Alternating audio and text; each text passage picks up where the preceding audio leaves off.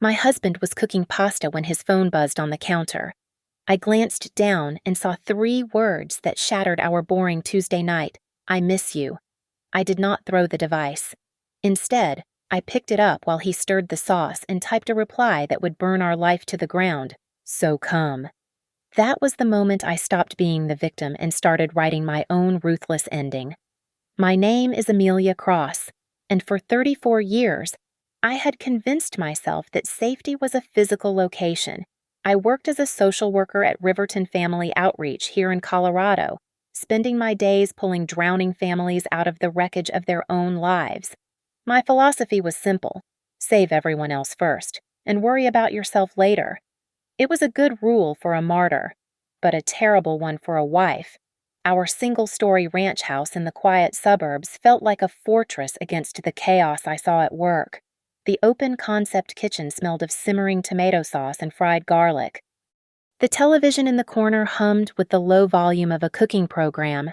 It was the kind of Tuesday night that felt suffocatingly normal, slightly boring, and perfectly safe. At least, that is what I told myself as I watched the steam rise from the pot. Mark was standing at the stove, wearing that ridiculous apron he bought for our anniversary. He worked as a dispatcher for Northview Care Solutions, but tonight he was playing the role of the devoted modern husband. He tossed the pasta in the colander with a flourish and laughed over the sizzling sound. See, Amelia, a modern man needs to know how to cook pasta the authentic Italian way, al dente or nothing. I forced a smile, leaning against the quartz countertop. Inside, I felt heavy. It was not just the exhaustion of the workday. It was the quiet, gnawing suspicion I had buried under layers of rationalization for months. The nights he came home 2 hours late, the faint scent of a perfume that was too floral to be mine. The receipts from restaurants I had never visited found deep in his pockets. Every time I brought it up, I told myself I was paranoid. I was just tired. I was projecting the dysfunction of my clients onto my own stable marriage. Mark's phone was lying face up on the granite island, right next to the cutting board. He was busy shaking the pan, humming along to the television. The phone buzzed. It was a short, sharp vibration that cut through the sound of bubbling sauce. The screen lit up. I looked down. The preview message was clear, bright, and undeniable. I miss you already. Sophie. The world did not stop spinning. I did not scream. I did not grab the knife sitting inches from my hand. Instead, a sensation like liquid nitrogen flooded my chest and dripped down into my stomach. It was a cold, clinical clarity. The heat of jealousy never came. Just ice. Mark did not even turn around. He was completely oblivious. "Hey, hun," he said, his voice light and cheerful. "Can you check the recipe on my phone? I think I need to add the basil now, but I don't want to mess up the ratio." He had no idea. The audacity of his confidence was almost impressive. I reached out and picked up the device. My thumb hovered over the screen. I knew his passcode. It was our wedding anniversary. How cliché. I unlocked it. The message app was open. Sophie Lane. I recognized the name. She was a coworker he had mentioned in passing, usually with a dismissive wave of his hand. In a moment of insanity that felt entirely too rational, I typed a response. I did not use my voice. I used the voice of the man he was pretending to be. So, come. He's alone tonight. My finger hit send before I could stop myself. I stared at the little blue bubble. Part of me wanted to hurl the phone at the back of his head and watch the sauce splatter against the white cabinets. But another part of me, a darker, colder part I did not know existed, wanted to see how far they would take this performance. I set the phone back down on the counter, exactly where it had been, aligning the edge with the grout line. The phone buzzed again almost immediately. Sophie Lane was eager. On my way. Can't wait. I looked at the digital clock on the oven. It was 7 o'clock. Mark was humming, completely oblivious that he had just invited his mistress into his wife's kitchen. I calculated the distance from the city center. She would be here in roughly 25 minutes. I stood there, watching my husband cook dinner for a woman he was betraying, and realized I had less than half an hour to make a choice. I could be the victim who cried on the floor, or I could be the predator who locked the door. I pressed my hand against my forehead, feigning a sudden migraine. "Mark, my head is splitting," I said, keeping my voice low and fragile. "I'm going to go lie down in the living room for a bit. The light in here is too sharp." He did not even look up from the stove, too busy chopping parsley with a performance of culinary dedication. "Sure thing. Babe, I'll keep it down. Rest up." I walked over to the wall switch and killed the lights in the living room and hallway, plunging half the house into darkness. The kitchen remained a bright, glowing island in the center of the gloom. It was perfect. I had turned my home into a stage, and they were the actors who did not know the audience was already seated. Before I fully retreated into the shadows, I paused by the bookshelf that separated the dining area from the kitchen. I slipped my own phone out of my pocket, tapped the screen to open the voice memo app, and hit record. I wedged the device between two thick cookbooks, The Art of French Cooking and a binder of Mark's old recipes, making sure the microphone was facing the island. This was not just a wife trying to catch a cheater. This was a reflex honed by 10 years of social work. Documentation is survival. If it is not recorded, it never happened. I sank into the armchair in the far corner of the living room, shrouded in the dark. From here, I could see them through the pass-through in the wall, but they could see nothing but blackness. Mark checked his phone. He smiled, a genuine, giddy smile that made my stomach churn. I watched his thumbs fly across the screen. I knew exactly what he was typing. "Doors open." He looked around the empty kitchen, satisfied that his wife was safely tucked away in misery, and went back to humming. The doorbell rang. It was not a single, polite chime. It was two short, distinct bursts. Ding ding. A signal. My heart hammered against my ribs, but I forced my breathing to remain slow and shallow. I was a statue. The door opened. Sophie Lane walked in. She was in her early 30s, wearing a pencil skirt and a silk blouse that was unbuttoned one loop too low for office attire. Her coat was already open, revealing the curve of her neck. A heavy cloud of perfume, something musky and expensive, drifted into the living room. She did not say hello. She walked straight up to my husband, grabbed the lapels of his apron, and pulled him down for a kiss that lasted 5 seconds too long. "You smell delicious," she murmured against his neck. "Careful," Mark whispered, though he did not pull away. "She's in the other room." "Headache." Sophie laughed, a low sound that vibrated with entitlement. "If she knew you were cooking this exact meal for me last week, I'd be dead." "Don't worry," Mark said, turning back to the stove but keeping a hand on her waist. "She trusts me like she trusts God. She's clueless, Sophie. Totally burned out from saving the world. I dug my fingernails into the upholstery of the chair. Clueless." Sophie spun around, scanning the house. "Did you paint the bedroom yet? You said you were going to change the color. I want to see." She started moving toward the hallway. Toward me. Panic flared, cold and sharp. If she found me sitting in the dark, the game was over. I would just be the pathetic eavesdropper. I needed to control the entrance. I stood up silently and walked heavily toward the kitchen entrance, making sure my footsteps were audible this time. "Mark," I called out, rubbing my eyes as I stepped into the bright light of the kitchen. Did someone ring the bell? The scene froze. Mark turned pale, the blood draining from his face so fast he looked like he might faint. Sophie stiffened, but she was faster than him. She pivoted, her face rearranging instantly into a mask of professional concern. "Oh, Amelia."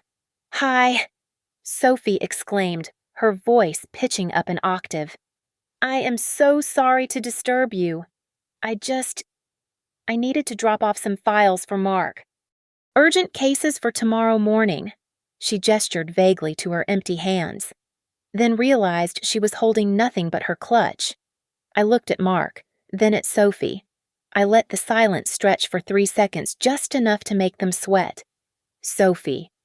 Right? I asked, offering a tired, gentle smile. From the office, you two are so dedicated, working the late shift again. Yeah, Mark stammered, wiping his hands on his apron. Just, the grind. Gotta keep the numbers up.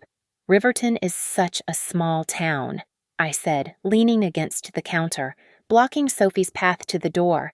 Everyone just ends up becoming family, don't they? Sophie shifted her weight from one foot to the other.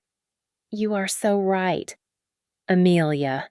Mark always talks about what a great social worker you are. Sort of the big sister of the outreach program. She was trying to flatter me, to put me in a box where I was harmless and maternal.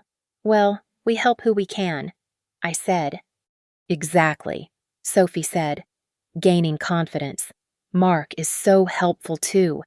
He was just telling me about the apartment.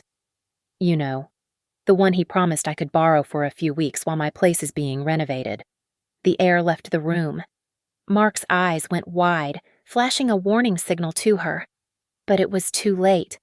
Apartment, I asked, tilting my head. I didn't know we had an apartment to lend. Mark. Sophie froze.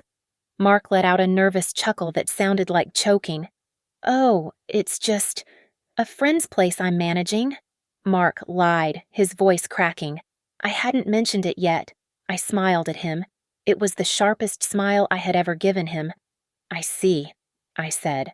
Well, dinner is almost ready. Why don't you stay? Sophie. That slip of the tongue was the first thread. An apartment. We did not own an apartment. And social workers and dispatchers do not just manage properties on the side. This was not just an affair anymore. This was a secret that cost money. I played the part of the exhausted wife perfectly, after feigning a wave of nausea that sent Sophie scurrying out the door with fake apologies. I lay in bed next to Mark. He fell asleep within minutes. His breathing was steady and deep, the rhythmic sound of a man with a clear conscience. Or perhaps, the sound of a man so arrogant he believed he was untouchable.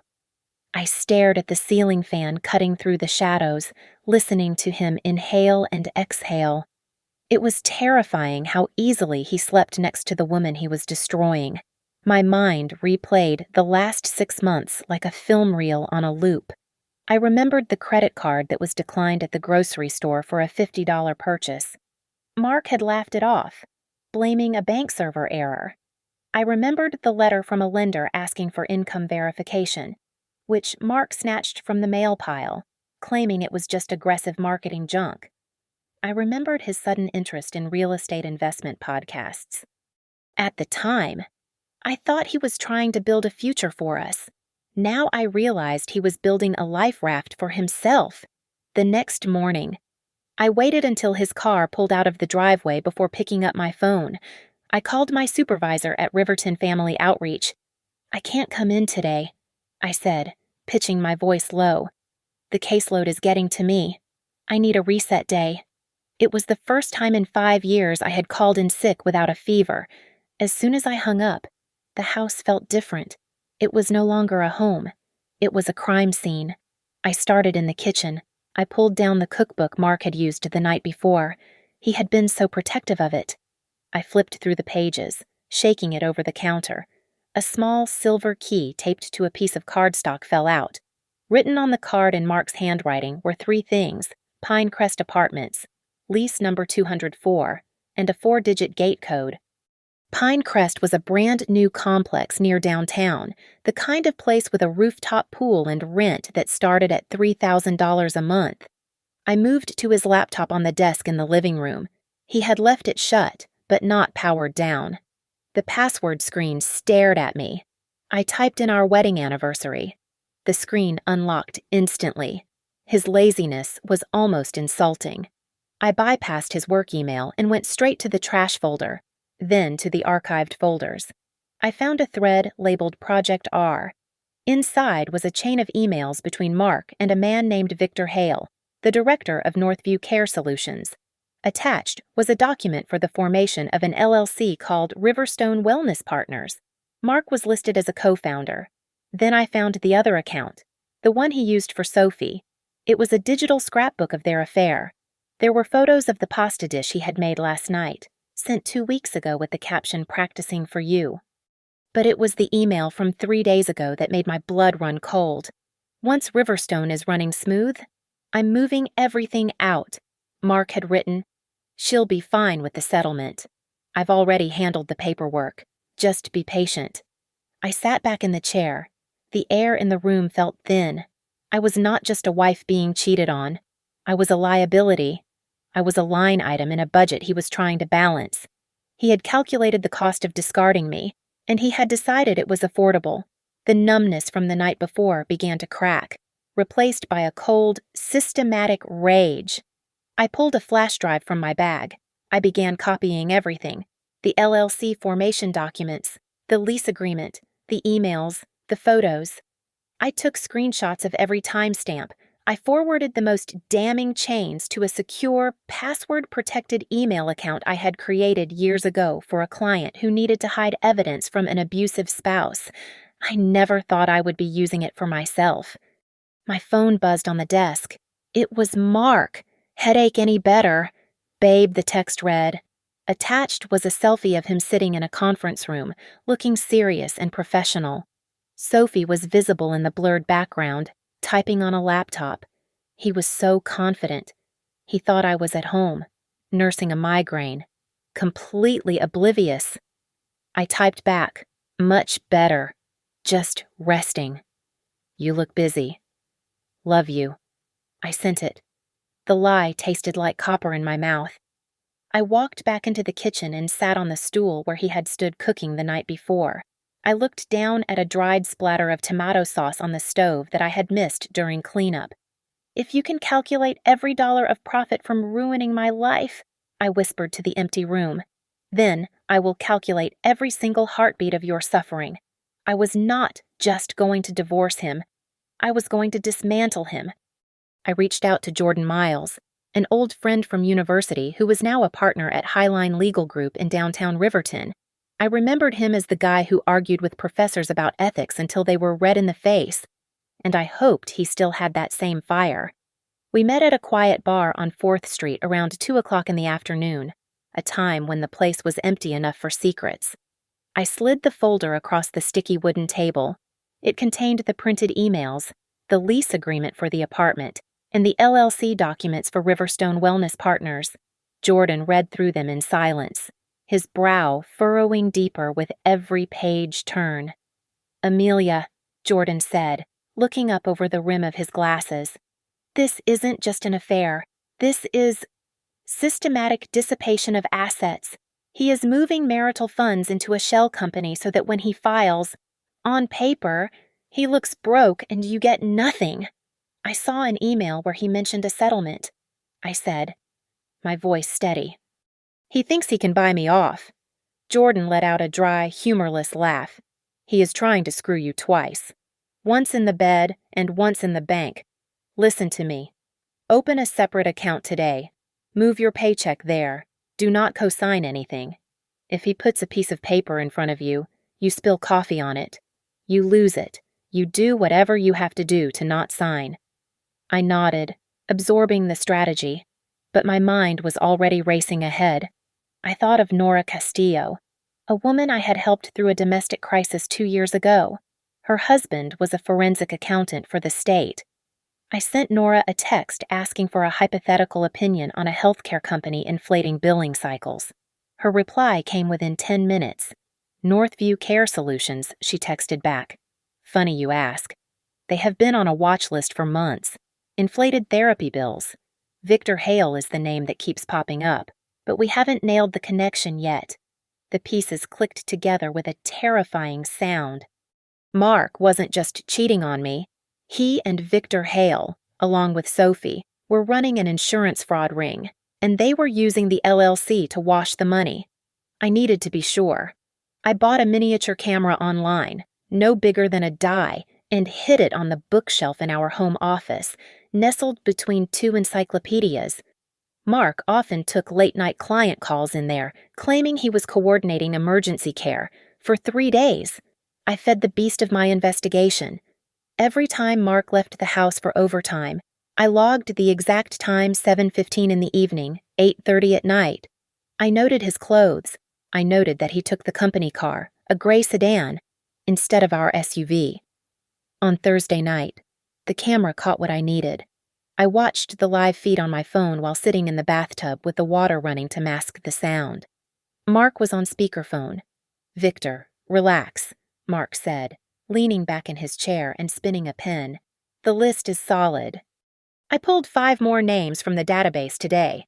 We can bill them for, let's say, 3 sessions each. They're low-income families. They don't check their insurance statements. They're just happy to get help. Are you sure the data is clean?" Victor's voice crackled through the speaker. "If anyone cross-references the dates—" "Nobody checks," Mark interrupted, laughing. "Sophie is handling the paperwork on the back end. I'm just using the names. Listen to this one, Sarah Jenkins, single mom, 3 kids. Perfect candidate for intensive family therapy that never happened." I dropped the phone on the bath mat. Sarah Jenkins. She was one of my clients. I had sat in her living room last week, holding her hand while she cried about not being able to afford winter coats for her boys.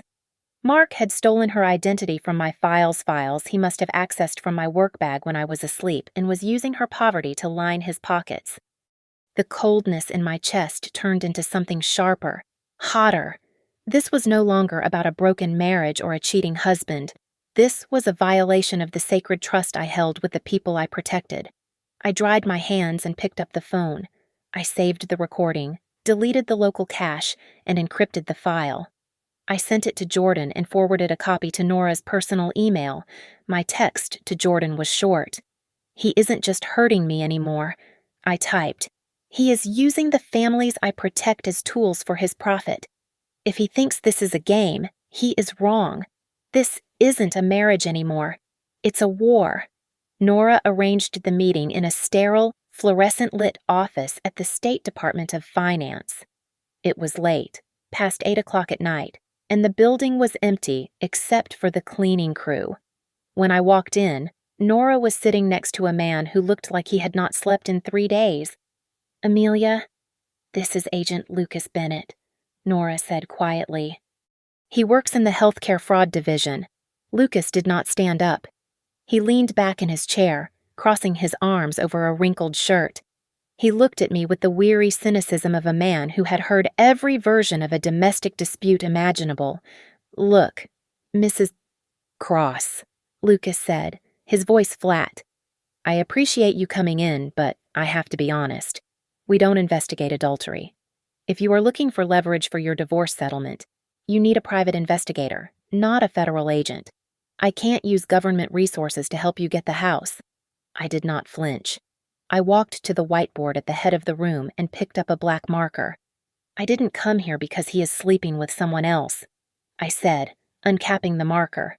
"I came here because he is stealing from the state, and he is using my clients to do it." I began to draw. I wrote Riverton Family Outreach on the left. Then I drew an arrow to Northview Care Solutions. Finally, I drew a dotted line to Riverstone Wellness Partners. Riverton sends the list of at-risk families to Northview for state-sponsored support, I explained, my voice echoing slightly in the empty room. "That is standard. But then Northview claims they are outsourcing specialized therapy to Riverstone. Riverstone bills for sessions that never happen. Double the cost.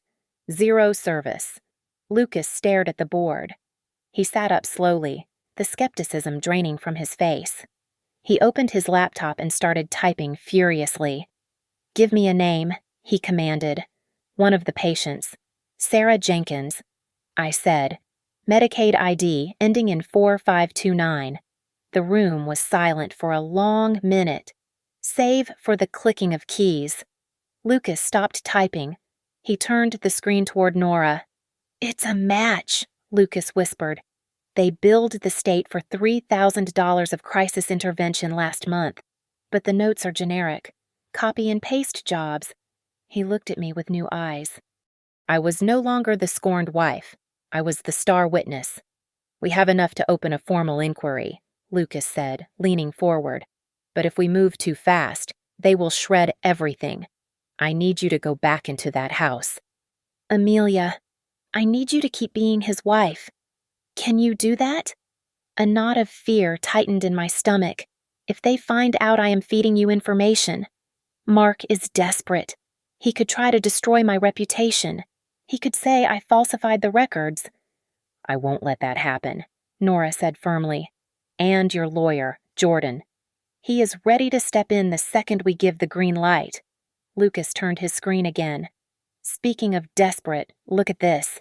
We flagged a transaction this morning. Mark transferred $25,000 from your joint savings account to an account in Ohio. I stared at the screen. That's his mother's account. He labeled it as loan repayment, Lucas said. But we see this all the time. He is hiding assets. He knows the walls are closing in, even if he doesn't know why yet. I felt a cold rage. That was money we had saved for a down payment on a bigger house. Money I had worked double shifts for. My lawyer can file an emergency motion to freeze the accounts, I said. He told me to wait for the right moment. Do it, Lucas said. But play dumb. Tell Mark the bank must have made a mistake. Make him panic. When guys like this panic, they make mistakes. He reached into his bag and pulled out a cheap, prepaid flip phone. He slid it across the table to me. This is for us, Lucas said. Don't use your personal phone for anything sensitive anymore. Keep this hidden. If he starts acting erratic, text me. I took the phone. It felt light, like a toy, but I knew it was the most dangerous thing I owned. One more thing, Lucas added as I stood up to leave. He is going to try to gaslight you. He will try to make you feel like you are the crazy one for suspecting anything. Don't reassure him. Let him sit in that fear. The more scared he is, the easier he is to catch. I nodded and walked out into the cool night air. I had walked in as a victim of infidelity, but I was leaving as an operative. Mark thought he was playing a high-stakes game with his mistress and his business partner, but he did not realize he had just invited the opposition to sleep in his bed. Since the court issued the temporary freeze on our joint accounts, I had transformed. I was no longer the tired social worker or the suspicious wife. I became soft, pliable, and terrifyingly affectionate. I started leaving brochures for Caribbean cruises on the kitchen counter. I talked about renewing our vows. I watched Mark squirm under the weight of my manufactured happiness, knowing he could not explain why we had no money to pay for any of it. Mark was pacing the living room, his phone pressed to his ear, shouting at a bank representative who I knew did not exist because he was actually talking to his voicemail to put on a show for me. I don't care what the system says. It's a glitch, Mark yelled, ending the call and throwing the phone onto the sofa. He ran a hand through his hair. The bank is a mess. Amelia, they locked the funds for a security audit. It might take a few weeks to clear up. I sat on the armrest, sipping tea, watching him lie. Oh, honey, that is so stressful, I said, keeping my voice light. But we don't need the money right now, do we? As long as we have each other. Maybe the universe is telling us to slow down, I was thinking. Maybe we should take that trip to Italy next year, just the two of us. He looked at me, and for a second, I saw pure panic in his eyes. He forced a smile that looked like a grimace. Yeah, Italy. Sounds great. Later that evening, while we were eating dinner, I decided to test the waters. I swirled my fork in the pasta. You know, I heard the craziest thing at work today, I said casually. One of the clients said her husband works at Northview. Apparently, there is a rumor going around about a manager getting caught having an affair because he left his texts open. Can you imagine being that careless? Mark stopped chewing. He took a long sip of water. People are idiots, he said, his voice dripping with disdain. If you are going to do something, complicated. You don't leave a trail. That guy deserves to get caught for being sloppy. I smiled.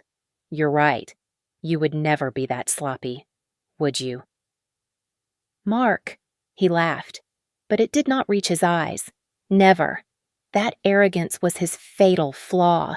On Saturday afternoon, Mark fell asleep on the recliner, exhausted from the stress of juggling his lies. His phone was resting on the side table. I picked it up. My hands did not shake. I unlocked it and opened his message thread with Sophie. I needed them to talk about the money, not just the sex. I needed to move the location from the office to the apartment, where Lucas could reach them. I typed, I think it is time to show you the full paperwork for Riverstone. I'll bring the binders to the apartment tomorrow night. We can't keep this in the office any longer. I hit send. 3 minutes later, Sophie replied, Are you sure? If anyone sees us moving boxes into the apartment, it feels risky. Mark. She knew. That text proved she was not just a girlfriend. She was an accomplice who understood they were hiding something illegal. I took a photo of the screen with my burner phone and sent it to Lucas. Then I deleted the text I had sent and her reply from Mark's phone, leaving no trace. Lucas replied instantly, Got it. That gives us probable cause for the apartment. We will have audio in place by tomorrow noon. I put Mark's phone back exactly where it was, but I was not done. I wanted to tighten the noose. I picked up my own phone and found Sophie's number, which I had saved from Mark's contacts days ago. Hi, Sophie, it's Amelia. I texted, Mark has told me how much you've been helping him with the extra workload lately. I'd love to have you over for dinner tonight. A little thank you from the family. I watched Mark stir on the chair as his phone buzzed. He picked it up, read a text presumably from Sophie asking what the hell was going on, and sat up straight. Amelia, he asked, his voice tight. Did you invite Sophie over? I turned from the sink, wiping a plate. I did. She accepted. Is that okay? I just hate the idea of you working so hard with someone I don't even know. I hate gaps. Mark. Families should know everything about each other. Don't you think he stared at me, trying to read my face for any sign of a trap?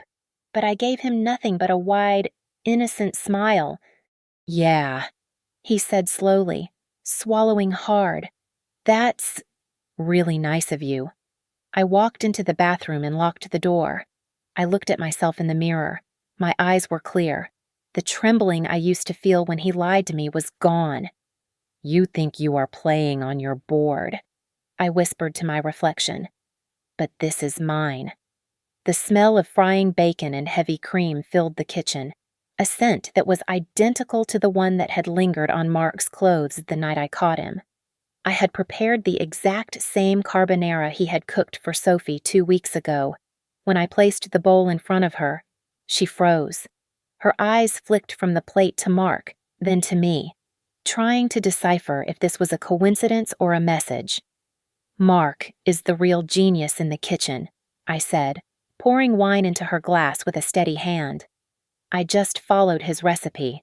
He said it is a crowd pleaser. I arranged the seating with the precision of a chess player.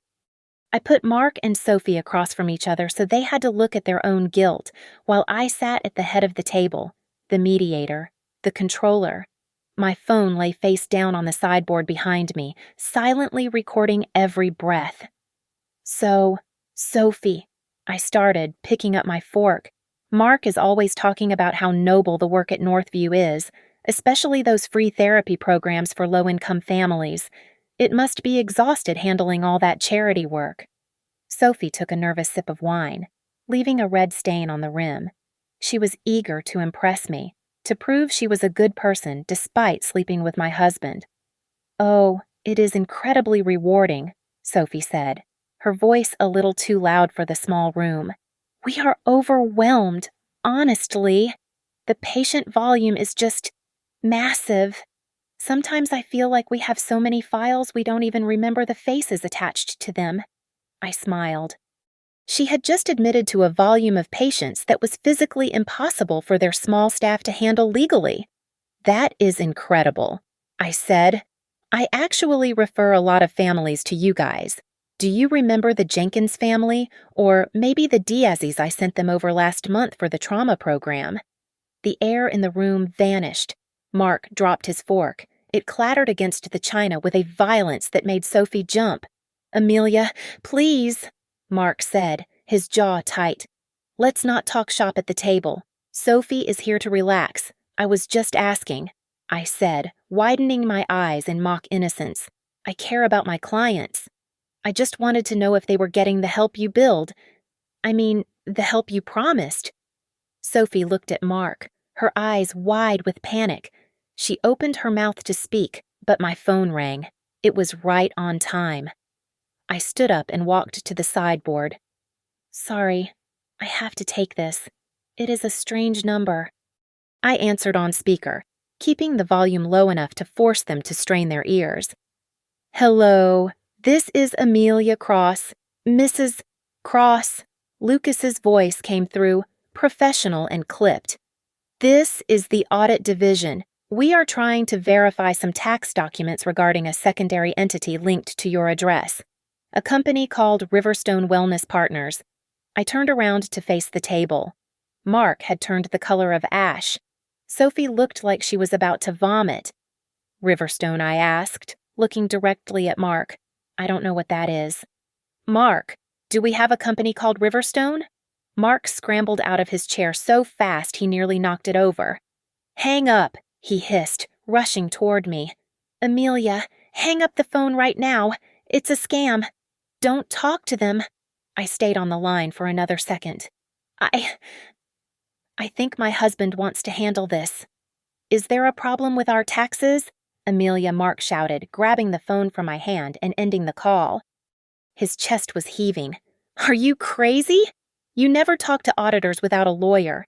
You could have said something stupid I didn't know." I cried out, stepping back and shrinking into the role of the confused, frightened wife. "Why are you yelling? What is Riverstone?" "Mark, did I do something wrong?" Sophie stood up, clutching her purse to her chest. I should go. I really need to go." "No, stay for dessert," I said, moving to block her path, grabbing her arm gently. "Don't let Mark's stress ruin the night. He is just worried about work." "I really can't," Sophie stammered. She pulled her arm away and practically ran for the door. I followed her to the entryway. As she fumbled with her keys, I leaned in close. "Thank you for coming." "Sophie," I whispered, my voice dropping to a register that was intimate and chilling. "And thank you for making Mark so happy at the office. I really appreciate everything you do." She looked at me, terrified, unable to tell if I was genuinely grateful or threatening her life.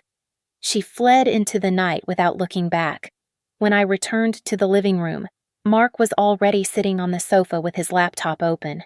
His fingers were flying across the keyboard, his face bathed in the blue light of the screen. "What are you doing?" I asked softly. "Just cleaning up some files," he muttered, not looking at me. That call, it spooked me. I need to make sure the personal drive is clean. He was deleting everything.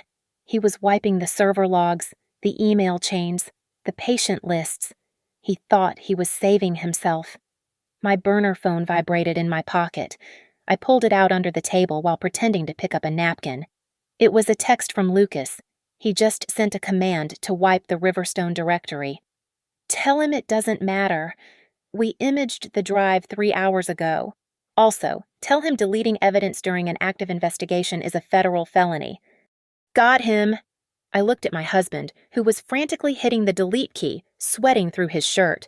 "Is everything okay?" "Mark?" I asked. "Fine," he snapped. "Everything is fine." "Good," I said, blowing out the candle on the table.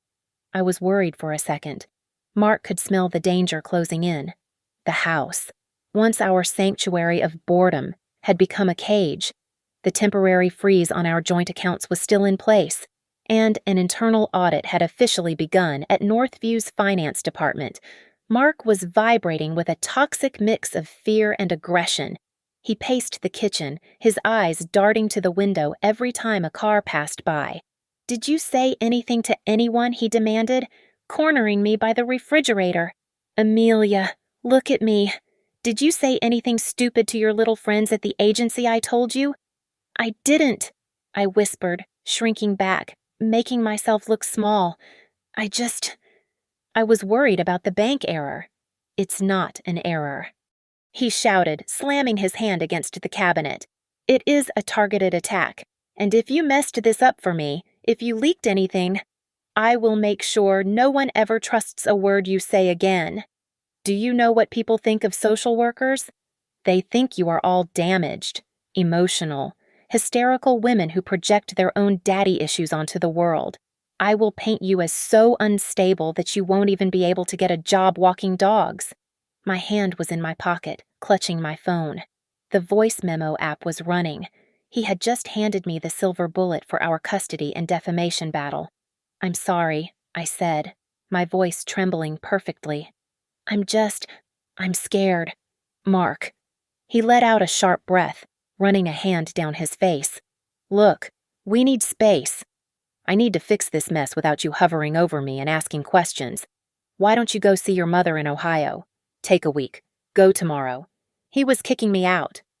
He needed me gone so he and Sophie could move the physical evidence out of town before the audit went deeper.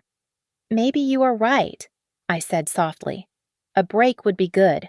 I can book a flight for tomorrow evening. I texted Lucas the moment Mark went to the bathroom. He took the bait. I am flying out at 7 tomorrow. He will make his move then. The next evening, I loaded my suitcase into a taxi while Mark watched from the porch, feigning the look of a concerned husband. Call me when you land, he said, leaning in to kiss my cheek. His lips felt cold. I will, I promised. I had the taxi driver drop me off 2 blocks away at a grocery store parking lot where my own car was parked, hidden under a tarp I had placed there days ago. I did not go to the airport. I drove straight to the Pinecrest Apartments and parked in the far corner of the lot, shrouded in darkness. I put in my earbuds and connected to the secure app Lucas had given me. The audio bug they had planted in Unit 204 was live. At 8 o'clock, Mark arrived, through the feed. I heard the heavy thud of suitcases hitting the floor, then Sophie's voice, shrill and panicked. Mark, this is too much, she was saying, her breath coming in short gasps. You said it was digital. Why are there boxes? Why do we have physical files? Because Victor is old school. Mark snapped. He wanted hard copies of the patient waivers in case the server got wiped. Just shut up and help me load these. We need to get them to the storage unit in Nevada before morning. I can't go to jail. Mark, Sophie sobbed. I just wanted us to be together. You promised me it was clean. Stop crying, Mark yelled. Then, a third voice entered the room. The door slammed open. It was Victor Hale. You morons. Victor growled. I told you to clear this place out 2 days ago. We couldn't. Mark argued. Amelia was there. She was watching me like a hawk. I had to get rid of her first. That wife of yours is a loose end. Victor spat. I should have known better than to trust you. I paid for that wedding. Mark, do you remember that I funneled the bonus through the shell company so you could buy that house and look like a respectable family man? That address was supposed to be our safe harbor, not a liability. I sat in my car, the steering wheel gripping into my palms. The air left my lungs. Mark had not just cheated. He had not just stolen. Our entire marriage, from the down payment on the house to the stability I thought we built, was funded by fraud. I was not a partner. I was a prop. A cover story paid for by Victor Hale. It doesn't matter now, Mark said, his voice shaking. She is in Ohio. She is gone. Let's just move the boom. A amplified voice cut through the night air outside, echoing off the apartment buildings. Federal agents opened the door. Through the earbuds, I heard chaos. Sophie screamed. The sound of furniture overturning. Mark shouting something unintelligible. Then the heavy crash of a battering ram hitting the door. Hands! Show me your hands! Get on the ground! Now I took the earbuds out. The real sound of sirens filled the parking lot. Red and blue lights washed over the windshield of my car, illuminating the tears that were finally, silently, sliding down my face. I watched as they brought them out. Victor was first, cursing. Then Sophie, looking small and broken. Finally, Mark. He was handcuffed. His head hung low, stripped of his apron, his arrogance, and his lies. I sat there in the dark, clutching the burner phone. I did not feel joy. I did not feel triumph. I just felt a hollow, freezing wind blowing through the space where my life used to be. The criminal part was over. The marriage part was dead. But I was the one who had to bury the body. Mark returned home just as the sun was beginning to bleed through the gray morning sky. He had been interrogated all night and released on a conditional bond that restricted him to the state. He looked like a ghost of the man who had cooked pasta in this kitchen just weeks ago. His shirt was wrinkled, his eyes were bloodshot, and the arrogant swagger was gone, replaced by a jittery, exhausted twitch. I was waiting for him. I sat at the kitchen island, exactly where I had stood when his phone buzzed with that first message.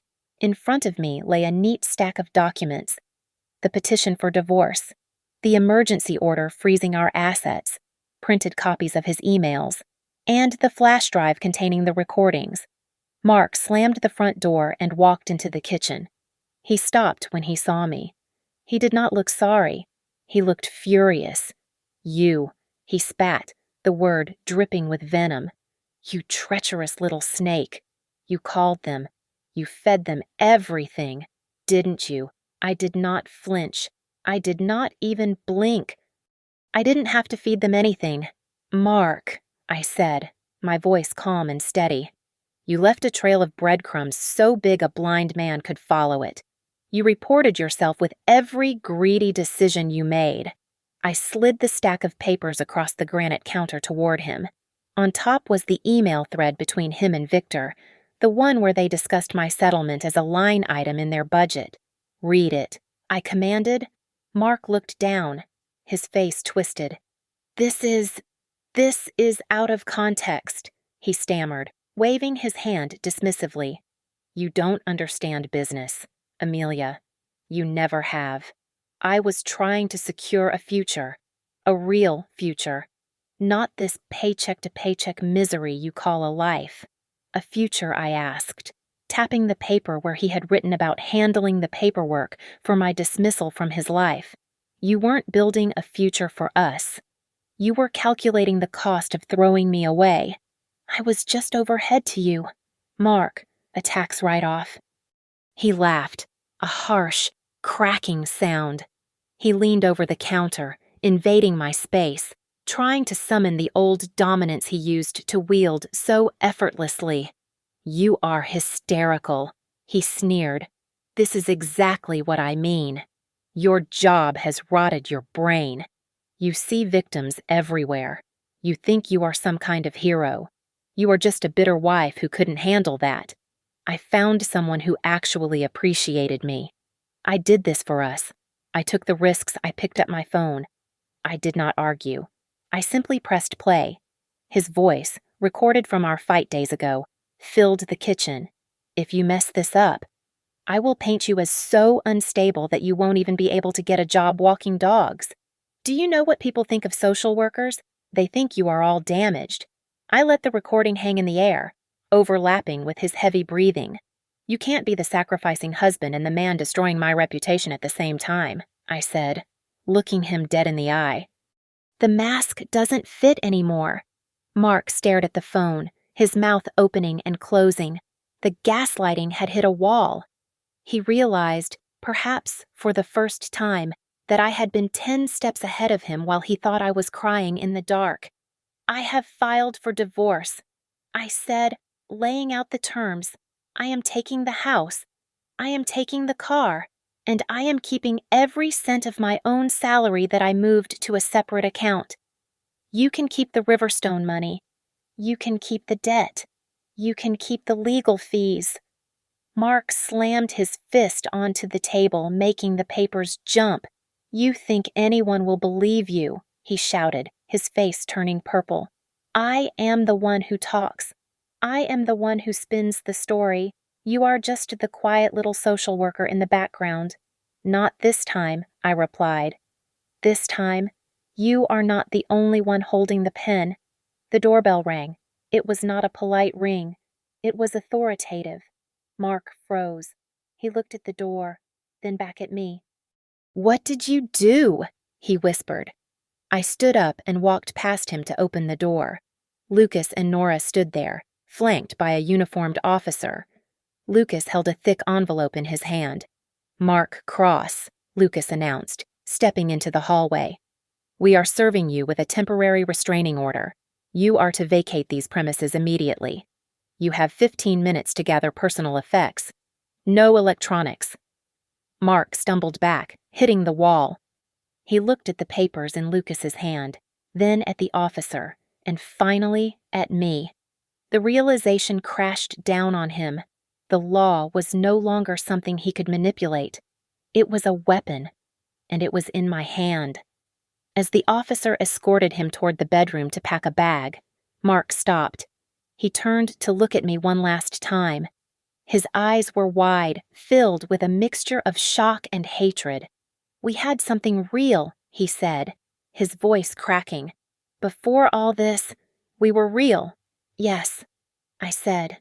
We were. And that is why you have to pay for using our life as a cover story. I watched them march him out the front door. He looked small between the officers. I stood in the doorway, leaning against the frame, feeling the morning breeze hit my face. I did not scream. I did not cry. I just watched him get into the back of the car.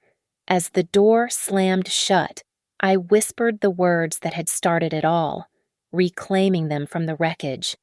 The moment I texted "so come" was the moment you stepped into the trap you taught me how to set. The Riverton County courtroom was a sterile box of polished wood and fluorescent lights, smelling faintly of floor wax and stale coffee. It was crowded today. The local press had descended like vultures because the Northview insurance fraud scandal was no longer just a financial crime. It was a betrayal of the public trust. Mark sat at the defense table, but he was no longer Mark Cross, the charming husband who cooked pasta on Tuesdays. In the indictment, he was listed simply as defendant number 3. The divorce hearing and the sentencing had been consolidated into one long, exhausting day of reckoning. I sat beside Jordan, my hands folded on the table, clutching a single sheet of paper containing my personal statement. The prosecutor was a sharp woman with glasses who did not waste time with theatrics. She projected the evidence onto a large screen. The emails I had copied, the footage from the hidden camera in the Pinecrest apartment, the list of fake patients. Every time she read a name, Sarah Jenkins, the Diaz family, the elderly Mr. Henderson, I felt a physical blow. These were not just data points to me. These were people I had sat with in their living rooms, people I had promised to help. Mark had turned them into currency.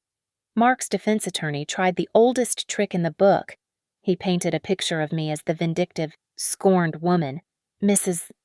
Cross was angry about an affair. The lawyer argued, pacing in front of the jury box. She felt humiliated. Is it not possible that she exaggerated these claims, that she planted evidence to destroy a man who simply fell out of love with her? Jordan stood up, buttoning his suit jacket with a calm precision.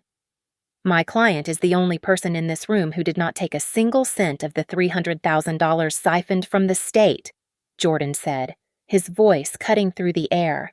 She is not here for revenge. She is here because she refused to be an accomplice. When the judge finally called my name, I stood up. My legs felt heavy, but my spine was steel. I walked to the stand and looked out at the room. I saw Victor Hale, looking old and defeated. I saw Sophie, who was weeping into a tissue, refusing to look up. And I saw Mark. He was staring at me, begging me with his eyes to soften the blow. I looked away from him and addressed the judge. It started on a typical Tuesday. I began, my voice quiet but clear. My husband was cooking dinner. His phone buzzed. I saw a text that said, "I miss you." In that moment, I had a choice. I could have screamed. I could have thrown the phone. I could have demanded a divorce right there. I paused, letting the silence settle in the room. If I had done that, Your Honor, the evidence on the servers would have been deleted by morning. The fake patient files would have been shredded. These men would have walked away to find new victims. So I made a different choice. I chose to be silent. I chose to stay in a house that felt like a prison so that I could be the one to lock the door behind them. The judge nodded slowly. The ruling was swift and decisive. The court recognized my status as a whistleblower. The divorce was granted immediately. The judge awarded me the house and our clean assets, stating that I should not bear the burden of debts incurred through criminal activity. Then came the sentencing.